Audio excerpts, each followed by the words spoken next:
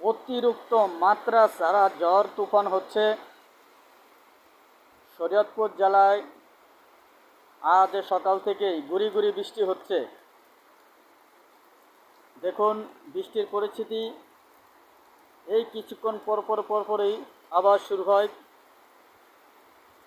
এরকম অবস্থায় যে পরিস্থিতি বৃষ্টি যে শুরু হচ্ছে সকাল থেকেই, এই কখনো রোদ কখনো বৃষ্টি,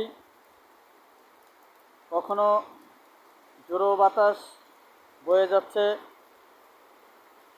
দেখুন প্রিয় দর্শক, আজ যে পরিস্থিতি শুরু হয়েছে এই বৃষ্টির পরিস্থিতিতে বোঝা যায় যে আরও কয়েকদিন এইভাবে বৃষ্টি এরকম থাকবে। প্রচুর বৃষ্টি হচ্ছে দর্শক, আপনারা ইতিমধ্যে দেখতে পাচ্ছেন প্রচুর বৃষ্টি হচ্ছে।